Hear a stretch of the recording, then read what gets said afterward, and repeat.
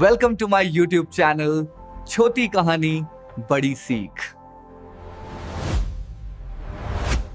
ये कहानी है तारागढ़ नाम के एक सुंदर राज्य की, जहाँ का राजा भगत बहुत ही न्याय प्रिय और क्षमाशील था। उसी राज्य के एक गांव में रहता था विनय, जो कि पेशे से मोची था और उसके परिवार के नाम पर सिर्फ उसकी माँ थी। अच्छा चलता हूँ माँ, शाम को आऊंगा। बेटा, आज थोड़े ज्यादा पैसे लेकर आना। मेरी तबीयत दिन पर दिन बिगड़ रही है, मुझे दवाई की जरूरत है। ठीक है माँ, आप फिक्र मत करो, आज मैं औषधि लेता हुआ ही आऊंगा वैद्य जी के पास से। ठीक है, मैं इंतजार करूंगी। विनय घर से निकल गया।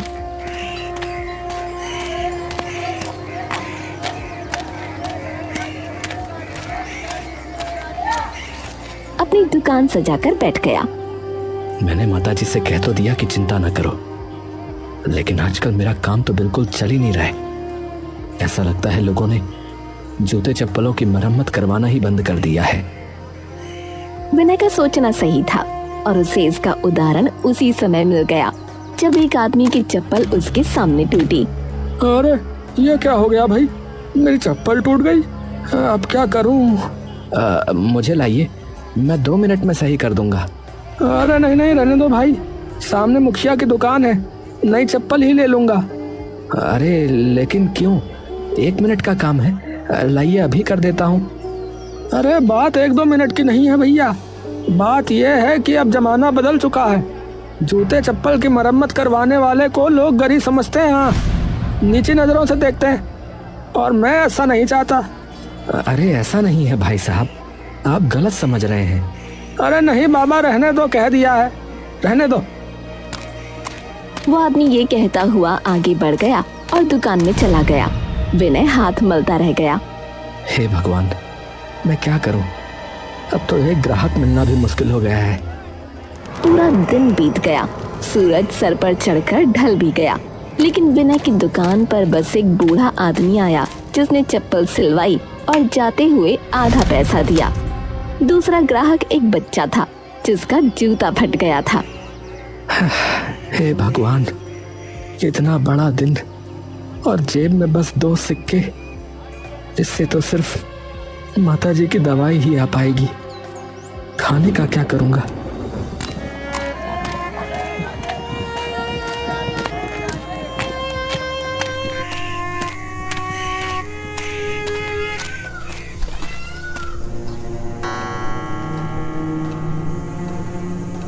उसने वैद्य जी से जाकर माँ की दवा ली और घर की ओर चल पड़ा। रास्ते में उसके कदम भारी हो चुके थे, जैसे हर कदम उसकी बेबसी की गवाही दे रहा हो।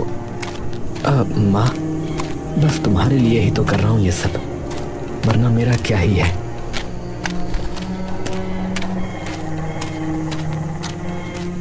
अंदर उसकी माँ खांस रही थी।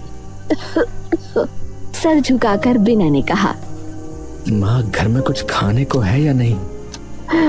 अरे बेटा, घर में कुछ होता तो बात ही क्या थी, तू नहीं लाया क्या कुछ? तभी सामने से पड़ोसी रतन आता है। अरे अरे, क्या हो रहा है यहाँ? भूखे मर रहे हो क्या? भैया, थोड़ा सा बचा हुआ खाना मिल जाए तो। ओहो मोची महाराज, अब खाने के लिए भी पड़ोसियों पर निर्भर है। ले लो ले लो, वही देने आया था, वैसे भी फेंकने ही वाली थी वो। रतन बेटा, इस तरह मत बोल। अरे जो सच है वही बोला, ऐसा क्या बोल दिया? रतन हंसते हुए निकल गया।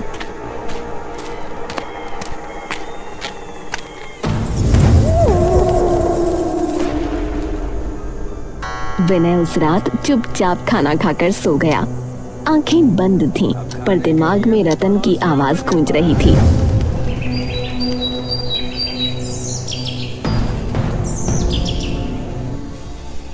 अगली सुबह बाजार में हलचल थी। सब लोग एक जगह जमा थे। विनय भी भीड़ में घुस गया।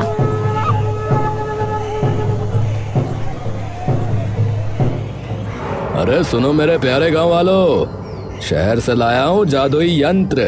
हाँ, इसमें जूता डालो और 2 पल में नया बनकर बाहर आएगा भैया। अब किसी मोची वोची की आवश्यकता नहीं। हाँ, अरे वाह, ये तो कमाल है भैया। अरे मोची का तो काम ही खत्म भैया, फिर इसका मतलब। ये सुनकर विनय के पैरों तले जमीन खिसक गई। उसकी आंखें नम हो गईं। वो सीधा मुखिया के पास गया। मुखिया जी, आपने ऐसा क्यों किया? मेरा तो धंधा ही खत्म हो जाएगा। धंधा? अरे कौन सा धंधा? वही जिसे करके तुम बहुत अमीर हो गए थे, वही। रोज नोटों की बारिश होती थी है तुम पर, है वही वाला। अरे पहले भी कंगाल थे और अब भी रहोगे, समझे? चलो हटो यहाँ से। पीछे से टोलियां बनाकर लोग उसका मजाक उड़ाने लगे। अरे अब क्या करेगा रे विनय? ए भैया, भीख मांगेगा और क्या करेगा? अरे भैया, इसकी किस्मत में तो दुखी लिखा है भाई। अरे ये तो अपशकुनी है, अपशकुनी है।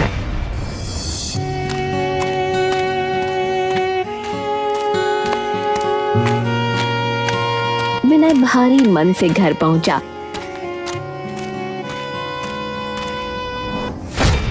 बेटा, क्या हुआ? इतनी जल्दी वापस कैसे आ गया? माँ, मेरा काम खत्म हो गया। अब कोई जूता सिलवाएगा ही नहीं। अरे पर क्यों? विनय ने पूरी बात बताई तो रामकली भी रो पड़ी। हे भगवान, अब क्या करेंगे हम? ये मुखिया को ऐसा यंत्र लाने की क्या जरूरत थी? तभी दरवाजा धड़ाम से खुला। रतन वापस आ गया, इस बार और भी बदतमीजी के साथ। अरे माँ जी, अरे सुना, तुम्हारा बेटा जिस काम में लगा था वो काम ही दुनिया से खत्म हो गया। अरे ऐसा मनहूस है कि खुद का धंधा ही डूब गया। अरे भैया, मजाक तो मत उड़ाओ।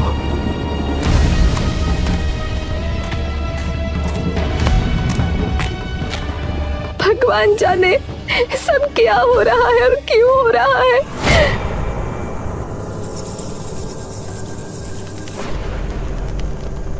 वो रात बहुत भारी थी। रामकली सो नहीं पाई। विनय भी छत घूरता बैठा रहा।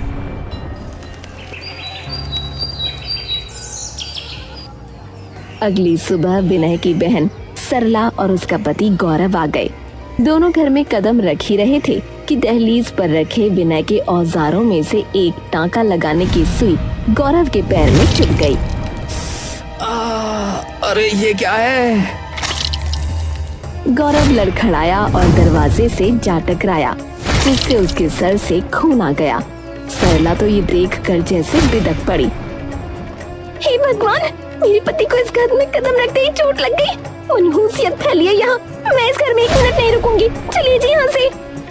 अरे दीदी, अरे रुक जाओ, मेरी गलती नहीं है। अरे दूर रह, मनहूस कहीं के। दोनों पलटकर देखते हुए निकल गए। रामकली भी टूट गई। हाँ, तू मनहूस है। तेरी वजह से मेरे दामाद को चोट लगी। तुझे समझ नहीं कि तेरा सामान कहाँ रखना चाहिए। जब काम ही नहीं रहा तो एक कबाड़ घर में क्यों फैला रखा है? माँ, मैं तो अपनी शक्ल मत दिखा मुझे। ये सुनकर विनय पूरी तरह बिखर गया। उसके लिए सबसे बड़ा झटका यही था कि उसकी अपनी माँ भी अब उसे अशुभ कह रही थी। वो घर से निकल गया। बिना दिशा के चलता रहा। खेतों से, पगडंडियों से, कांटों से होते हुए वो जंगल में पहुंचा। पेड़ों के बीच एक पुराना कुआं था। विनय उसके पास बैठ गया। हे भगवान, सब छीन लिया। क्या ही बचा है मेरे पास? क्या ही बचा है? मुझे क्यों बनाया आपने, बताइए? क्यों है मेरा भाग्य ऐसा?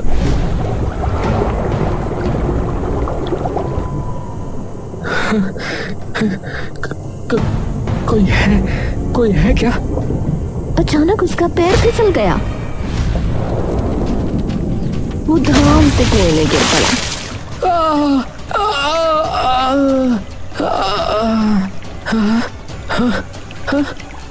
अरे हे भगवान, मैं मरा क्यों नहीं?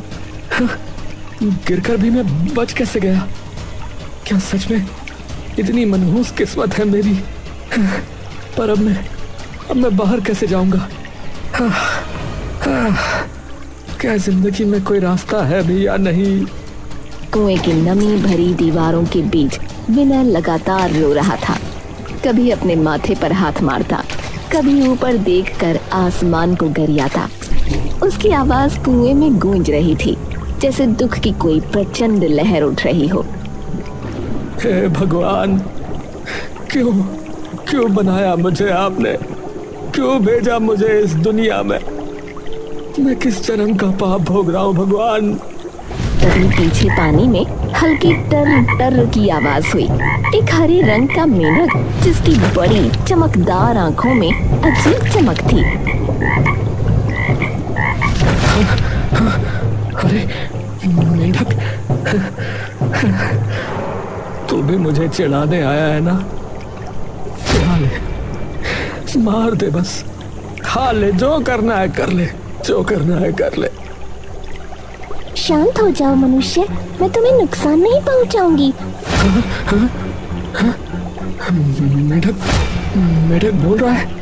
कहीं मैं सच में मर तो नहीं गया? हे भगवान, मैं असल में एक परी हूँ, श्रापित परी। एक दुष्ट राक्षस ने मुझे मेंढक बना दिया, क्योंकि मैं उसकी जादुई किताब चुराते हुए पकड़ी गई और उसके जाल में फंस गई। उसने मुझे मेंढक बनाकर इस कुएं में डाल दिया। बचने का तरीका सिर्फ एक था कि जब कोई इंसान मुझे छुएगा तब मैं अपने असली रूप में लौट पाऊंगी। मुझे कुछ समझ में नहीं आ रहा है। बस मुझे छू लो। विनय कुछ पल डरता रहा, फिर धीरे से उस मेंढक को छुआ। उसके हाथ के छूते ही चमकदार रोशनी निकली, मेंढक गायब हो गया और उसकी जगह एक सुंदर परी प्रकट हुई। मैं मुक्त हो गई। तुमने मेरी सालों पुरानी कैद तोड़ दी। फिर उसने विनय का हाथ पकड़ा और उड़कर उसे कुएं के बाहर ले आई। अब बताओ, तुम अपनी किस्मत को क्यों कोस रहे थे? क्या बताऊं देवी, मेरी माँ बीमार है, मेरे पास काम नहीं है और लोग मुझे मनहूस कहते हैं। पड़ोसी ताने देते हैं, बहन तक अपशकुनी कहकर चली गई। और तो और मेरा धंधा, मूची का काम भी पूरी तरह से खत्म हो गया है। तुमने मुझे आजाद किया है विनय, तुम्हारे लिए मैं कुछ भी कर सकती हूँ। बोलो, तुम्हें क्या चाहिए? एक महल जिसमें तुम अपनी माँ को लेकर राजाओं जैसा जीवन बिताओ? नहीं, मुझे महल नहीं चाहिए। मैं बस इतना चाहता हूँ कि मैं अपनी माँ का इलाज कर सकूं और अपने काम से पैसा कमा सकूं। मेरी कला ही मेरा सहारा है। आजकल कौन ऐसा इंसान मिलता है जो महल को ठुकरा दे? तुम सच में बहुत प्यारे और सच्चे हो विनय। परी ने अपनी चमकदार छड़ी घुमाई, हवा में सुनहरी रोशनी भर गई। सुनो विनय, आज से जिस भी जूते या चप्पल को तुम छुओगे वो पल भर में ठीक हो जाएगा। तुम्हारी कला अब दुनिया में सबसे अनोखी होगी। पर मेरे गांव में तो ग्राहक ही नहीं बचे, मैं अब क्या करूंगा? फिक्र न करो, जो जादू मैंने किया है उसके बाद कोई कमी नहीं होगी। जाओ, तुम्हें एक ऐसा ग्राहक मिलेगा जो तुम्हारी पूरी जिंदगी बदल देगा। विनय का दिल खुशी से धड़क उठा।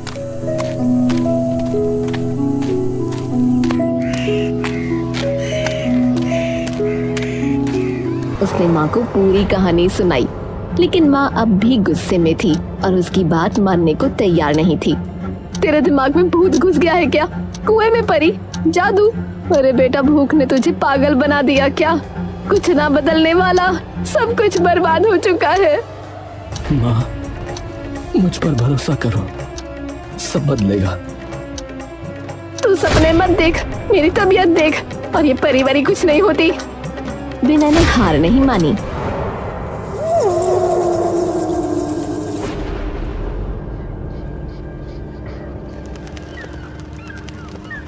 सुबह सुबह जल्दी उठकर अपना पूरा मोची का सामान समेटा और बाजार पहुंच गया।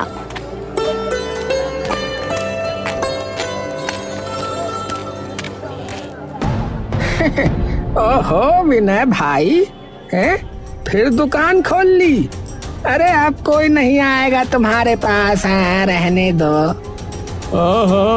यंत्र है ना मुखिया जी का, अब कौन आएगा यहाँ? विनय चुपचाप बैठ गया। उसे परी की बात याद थी, वो ग्राहक आएगा जो सब बदल देगा। तभी एक अजनबी, एक मुसाफिर थका हुआ पैर घसीटता हुआ आया। भाई जूता फट गया है, ठीक कर दोगे? बिल्कुल कर दूंगा। जैसे ही उसने जूते को हाथ लगाया, जूतों ने चमकना शुरू कर दिया और अगले ही पल वो बिल्कुल नए जैसे बन गए। अरे ये कैसे किया तुमने? ये लो मेहनताना, तुम तो कमाल के आदमी हो भाई। वो मुसाफिर पैसे देकर चला गया। विनय सोच में पड़ गया। पर परी ने कहा था कि वो ग्राहक मेरी किस्मत बदल देगा, लेकिन ये तो साधारण व्यक्ति था। शायद अब अगला कोई आएगा। इधर विनय इंतजार कर रहा था और उधर राजमहल में हड़कंप मचा हुआ था। राजकुमारी चंद्रमुखी का गुस्सा 7वें आसमान पर था। महल की खिड़कियां, दरी, तकिए सब हवा में उड़ रहे थे। ये क्या है? ये कैसे टूट गई? ये मेरी माँ की आखिरी निशानी थी, इसे ठीक करो अभी के अभी। शांत हो जाओ बेटी, कोई न कोई उपाय अवश्य होगा। अरे सुना, अरे राजकुमारी की शीशे की ऊंची एड़ी वाली चप्पल टूट गई। शीशा कोई जोड़ भी कैसे सकता है भला? राजा परेशान हो गए। उन्होंने ऐलान कर दिया, सुनो, जो भी व्यक्ति मेरी पुत्री की शीशे की चप्पल को जोड़ देगा, उसे हम उसकी मुंह मांगी कीमत देंगे। समूचे राज्य में ये घोषणा करवा दो। ये खबर हवा की तरह हर गली, हर घर और आखिरकार विनय की दुकान तक पहुंची। मैं भी जाऊंगा वहां, अब वक्त आ गया है अपनी किस्मत बदलने का। राजमहल में चारों ओर अफरा तफरी मची थी। राजकुमारी चंद्रमुखी की टूटी हुई शीशे की चप्पल सामने रखी थी और एक के बाद एक कारीगर उस पर झुक झुक कर अपनी किस्मत आजमा रहे थे, लेकिन हर बार वही नतीजा, नाकामी। महाराज, शीशा जुड़ ही नहीं रहा। कोशिश कीजिए, कोशिश कीजिए। क्षमा कीजिए राजकुमारी, ये असंभव है। राजकुमारी का चेहरा गुस्से से लाल हो चुका था। वो हर असफल प्रयास के साथ और भड़क रही थी। कोई तो होगा इस राज्य में जो ये कर सके। आखिर ये मेरी माँ की अंतिम निशानी है। धैर्य रखो बेटी, अभी और लोग आएंगे। भीड़ 2 हिस्सों में बंट गई। महल के बाहर किसी को रोका जा रहा था, धक्का दिया जा रहा था। अरे हटो, अंदर मत जाओ, मनहूस हो तुम। अरे महल अब शकुनी लोगों के लिए नहीं है भाई। भाई मुझे अंदर जाने दो, मैं भी प्रयास करना चाहता हूँ। प्रयास? और तुम? चलो भागो यहाँ से, मनहूस कहेंगे। शोर सुनकर राजकुमारी खिड़की तक आई और नीचे देखा। भीड़ के बीच विनय खड़ा था। उसे अंदर आने दो। पर राजकुमारी, लोग कहते हैं कि ये... मैंने कहा बुलाओ उसे। मैं मनहूस जैसी बातों में विश्वास नहीं करती। पहरेदारों ने झट से रास्ता खोला। भीड़ में फुसफुसाहट शुरू हो गई, लेकिन विनय चुपचाप अंदर आ गया, जैसे भाग्य उसे बुला रहा हो। तुम ये चप्पल ठीक कर सकते हो? प्रयास नहीं करूंगा राजकुमारी, बस कर दूंगा। उसने धीरे से टूटी हुई चप्पल उठाई। जैसे ही उसके हाथ शीशे पर पड़े, एक सफेद चमक फैली और पल भर में चप्पल फिर से वैसी ही हो गई जैसी राजकुमारी की माँ ने उसे दी थी। ये क्या? अरे भाई ये कैसे हुआ? अरे भाई ये क्या हो गया? अरे भाई ये क्या? हे प्रभु, ये मैं क्या देख रहा हूँ? हे ईश्वर, ये मेरी आंखें क्या देख रही हैं? अरे चमत्कार! ये तो चमत्कार है। राजा अपनी जगह से उठकर, पुत्र, बताओ तुम्हें क्या चाहिए? स्वर्ण, हीरे, मोती, महल?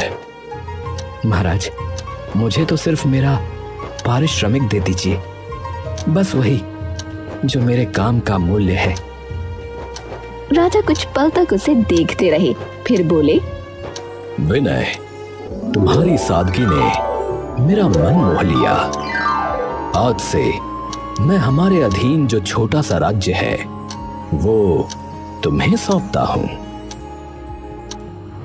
भीड़ में सनसनी मच गई। विनय हैरान था, जैसे उसके कानों ने विश्वास करने से मना कर दिया हो। महाराज, ये कैसे स्वीकार करूं? मैं तो साधारण मनुष्य हूँ। पर तभी तेज हवा चली, चमक फैली और परी प्रकट हो गई। पूरे महल में हलचल मच गई। राजा और राजकुमारी दोनों हैरान रह गए। विनय, जब तुमने मुझे मुक्त किया, मैंने कहा था ना, एक ऐसा ग्राहक आएगा जो तुम्हारी किस्मत बदल देगा। वो ग्राहक राजकुमारी चंद्रमुखी ही है। अब ये सब तुम्हारा है, इनकार मत करो। विनय की आंखें भर आईं। उसने सर झुकाकर राज्य स्वीकार कर लिया।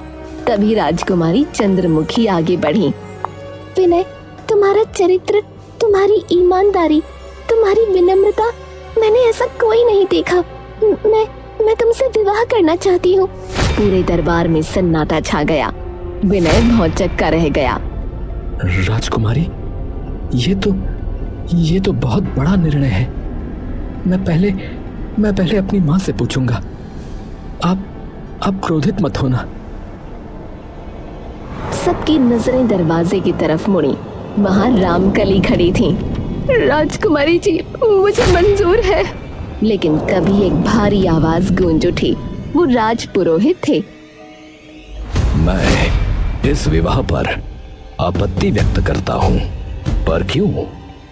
एक मोची, वो भी एक साधारण गांव का व्यक्ति, एक राजकुमारी का वर कैसे बन सकता है महाराज? पुरोहित, मेरे निर्णय पर सवाल उठाने की हिम्मत कैसे हुई आपकी? राजकुमारी, मैं प्रजा की तरफ से पूछ रहा हूँ। क्या ये युवक राजमार्ग, राजनीति और न्याय की बारीकियां जानता है? बात में तर्क है, पर इसका फैसला अभी हो जाएगा। राजपुरोहित, विनय से राज्य और राजनीति से संबंधित प्रश्न करिए, और विनय, तुम इन प्रश्नों के उत्तर दो। ठीक है? ठीक है। पहला प्रश्न, अगर राज्य के खजाने में अकाल के समय पैसे कम पड़ जाएं और तुम्हें यह तय करना हो कि पहले सैनिकों का वेतन दो या भूखी प्रजा को अन्न, तो तुम किसे प्राथमिकता दोगे? प्रजा को, क्योंकि सैनिक उसी प्रजा के बेटे हैं। जिस राज्य की जनता भूखी हो, वहां सैनिक भी ढाल और तलवार उठाने के लायक नहीं बचेंगे। ठीक है। मेरा दूसरा प्रश्न, यदि तुम्हारे सामने दो दोषी खड़े हों, एक अमीर जिसने चोरी की हो और एक निर्धन जिसने भूख में चोरी की हो, तो दोनों का दंड क्या होगा? दोनों चोर हैं, दोनों को बराबर दंड मिलना चाहिए। परंतु यह बात ध्यान रखने योग्य है कि अमीर की चोरी लोभ है और निर्धन की चोरी मजबूरी हो सकती है। इसलिए फैसला निर्धन की मजबूरी को समझकर होना चाहिए। बिल्कुल ठीक। मेरा तीसरा प्रश्न, अगर तुम्हारी मां, तुम्हारी पत्नी और तुम्हारा राज्य एक साथ संकट में पड़ जाएं और तुम्हें एक को ही पहले बचाना हो, तो किसे बचाओगे? मेरे लिए मेरा राज्य पहले होगा, क्योंकि मेरी मां, मुझे जन्म देने वाली, सदैव चाहेंगी कि मैं सही करूं, और राजकुमारी, मेरे साथ जीवन बिताने वाली, मेरे कर्तव्य को समझेगी, क्योंकि राजा का धर्म सबसे बड़ा है। राजा पर पहला हक उसकी प्रजा का होता है। राजपुरोहित हैरान और शर्मिंदा हो गया। महाराज, मेरे पास अब कोई प्रश्न नहीं। ये युवक सच में राजकाज के योग्य है। मैं अपनी आपत्ति वापस लेता हूँ। तालियां बजने लगी। पूरा दरबार खुशी से झूम उठा। राजकुमारी मुस्कुराई। विनय ने झुककर अपनी माँ के पांव छुए। महल तालियों से गूंज उठा। कुछ दिनों बाद भव्य उत्सव हुआ। विनय और चंद्रमुखी का विवाह हुआ। रामकली को राजमाता जैसा सम्मान मिला और विनय, जो कल तक गांव में मनहूस कहा जाता था, आज पूरे राज्य का राजा बन गया। अब मैं क्लियरली बोल रहा हूँ, चैनल को सब्सक्राइब करें। चैनल का नाम है छोटी कहानी बड़ी सीख। लाइक कीजिए, सब्सक्राइब और कमेंट भी कीजिए। धन्यवाद।